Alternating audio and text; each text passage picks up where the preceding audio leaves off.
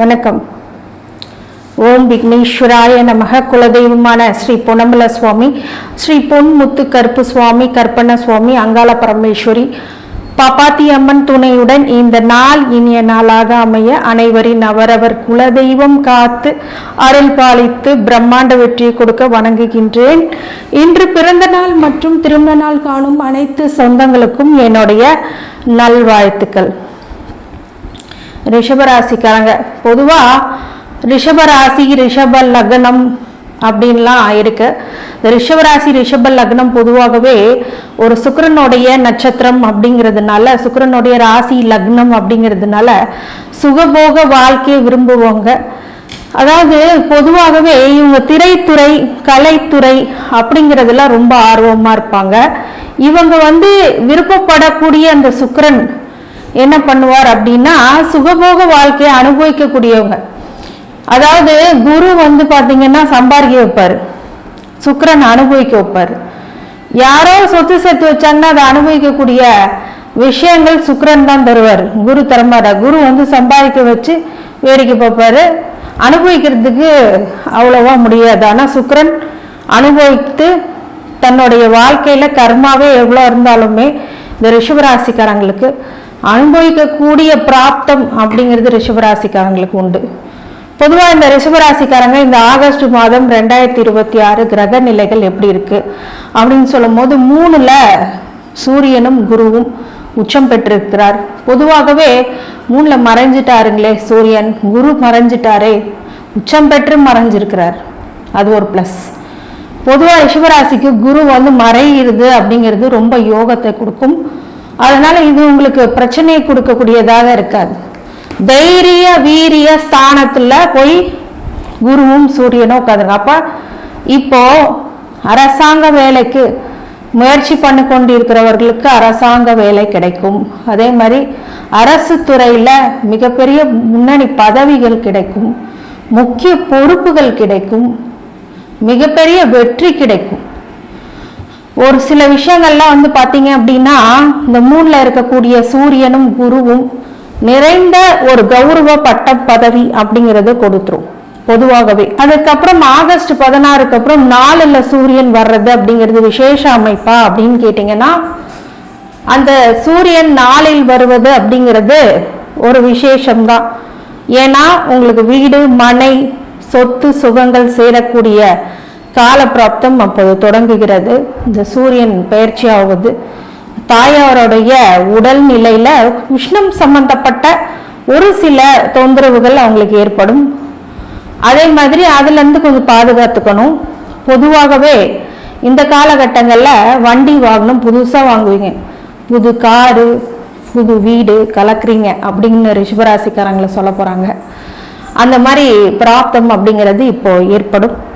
நிறைய பேருக்கு புது வாகனம் வாங்கக்கூடிய யோக பிராப்தம் அப்படிங்கிறது ஏற்படும். 2ல் இருக்கக்கூடிய செவ்வாய் உங்களுக்கு என்ன பண்ணி போறாரு, 2ல் இருக்கக்கூடிய செவ்வாய் உங்களுக்கு வாழ்க்கையில தன குடும்ப வாக்குக்கு வராரு.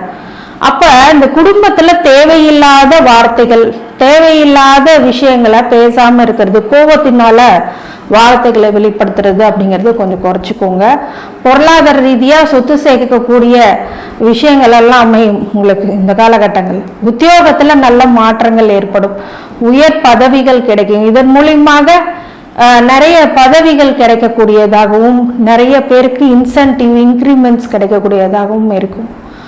அதே மாதிரி சில பேருக்கு இந்த காலகட்டங்கள்ல ஓனரா இருக்கிறீங்க, ஒரு மேல் அதிகாரியோட ஒரு ஓனரா இருக்கிறீங்க, ஒரு ஒரு முதலாளியா இருக்கிறீங்க அப்படின்னா, எம்டியா இருக்கிறீங்க, சிஇஓ இருக்கீங்கன்னா இந்த காலகட்டம் ரெட்டிப்பு லாபத்தை கொடுக்கக்கூடியதாக இருக்கும். அதுவும் செவ்வாய் 2ல் இருக்கும்போது வண்டி வாகனம் வச்சிருக்கிறவங்க, அதே மாதிரி உங்க வண்டி வாகனம் வச்சிருக்கிறவங்க, அதே மாதிரி அரசாங்க துறையில இருக்கிறவங்க, காவல்துறையில இருக்கிறவங்க, இராணுவ அதிகாரியா இருக்கிறவங்க, இவங்க எல்லாத்துக்கும் இப்போது பொற்காலம் அப்படின்னு சொல்லலாம்.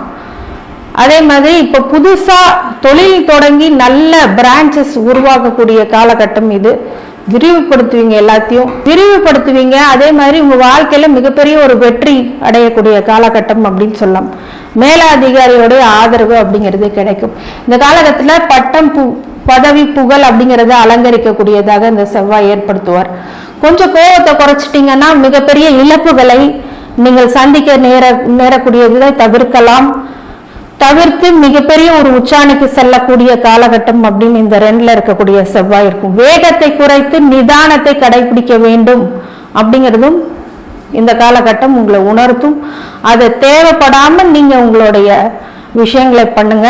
இந்த செவ்வாயும் புதனும் 2ஆம் இடத்துல இருக்கிறது அப்படிங்கிறது ஒரு வகையில பேச்சின் மூலியமாகவும் சம்பாதிக்கக்கூடியதாகவும், கணக்கு, அக்கௌண்ட்ஸ், சிஏ இந்த மாதிரி துறைகளில் இருக்கிறவங்க, அட்வொகேட்டாக இருக்கிறவங்க, அவங்களுக்கு எல்லாமே மிகுந்த தனப்பிராப்தம் ஏற்படக்கூடிய காலகட்டம்னு இது. நிதானமாக யோசித்து பேசும்போது மிகப்பெரிய ஒரு வெற்றியும் தனப்பிராப்தமும் கிடைக்கிறதுக்கு வாய்ப்பு அதிகம். அதனால யோசிச்சு பேசுங்க. 5ல இருக்கக்கூடிய சுக்கிரன் உங்களுடைய தன பிராப்தத்துக்கும், அதாவது புத்தி கூர்மைக்கும் இதுக்கு சுக்கிரன் 5ல உட்கார்ற. 5 எப்பவுமே வலுவா இருக்குன்னு வச்சுக்கோங்க. ஒருத்தவங்களுக்கு மிகப்பெரிய நல்ல விஷயங்கள்லாம் நடக்கும். சில பேருக்கு இப்ப குழந்தை பிறந்ததுன்னா பெண் குழந்தை பிறக்கும். அதே மாதிரி புத்திர தோஷம் அப்படிங்கிறது நீங்கும். இப்போது புத்திர பாக்கியம் கிடைக்கும். திருமணம் ஆகாதவங்களுக்கு திருமணம் நடக்கும். அதன் மூலியமாக உடனடியாக புத்திர பாக்கியம் கிடைக்கும். சில பேருக்கு இந்த புத்திர செல்வமே இல்லாம ரொம்ப லேட் ஆயிட்டு இருக்குன்னா கண்டிப்பா அந்த காலகட்டங்களில் நடக்கும். குலதெய்வ அனுகிரகம் கிடைக்கும். பெண் தெய்வமாக இருக்கும்போது உடனடியாக அந்த அனுகிரகம் கிடைக்கும். இந்த வெள்ளிக்கிழமைகள்ல நீங்க போய் உங்களுடைய குலதெய்வத்தை வழிபடும் போது உடனடியாக அனுகிரகம் செய்வார். அதே மாதிரி உங்களோட வாழ்க்கையில இந்த சுக்கிரன் 5ல இருக்கும்போது காதல் திருமணத்தை ஏற்படுத்தி கொடுப்பார். சில பேர் காதல் விஷயங்கள்ல நவந்திருந்தீங்க அப்படின்னா காதல் விஷயத்துல உங்களுக்கு பிளஸ்ஸா கொடுத்துருவார். அப்ப இப்போது உயர்ந்த ஸ்தானத்துக்கு செல்லக்கூடியதாக 10ல இருக்கக்கூடிய ராகு தொழிலை நல்லா விரிவுபடுத்துவார். தொழில் விஷயங்கள்ல ரொம்ப உங்களுக்கு ஃபேவரா கொண்டு வருவார், எக்ஸ்பேண்ட் பண்ணுவார். 4ல இருக்க கேது, சூரியன், கேது, புதன் அப்படின்லாம் ஒரு நேரத்துல எல்லாமே ஒன்னா ஆகும். மாத 20 நாளைக்கு ஒன்ஸ் புதன் பயிற்சி ஆகிறார் இல்லையா, அப்ப சூரியன், கேது அப்படின்னு கிரகண தோஷம் ஏற்படும். அதனால தலையில அடிப்படாம பார்த்துக்கோங்க. வண்டி வாகனங்கள்ல கொஞ்சம் கவனமா இருங்க. வீடு மனை வாங்கக்கூடிய இடத்துல கொஞ்சம் யோசிச்சு செயல்படுங்க. இந்த கொஞ்சம் யோசிச்சு செயல்படும் போது மிகப்பெரிய ஒரு வெற்றி காணலாம்.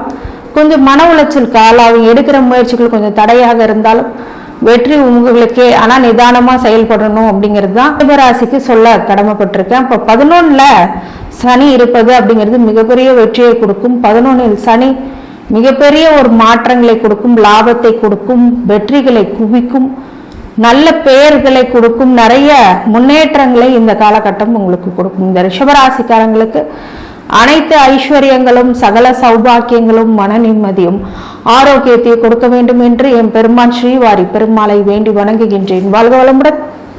ஓம் நமோ நாராயணா. நன்றி.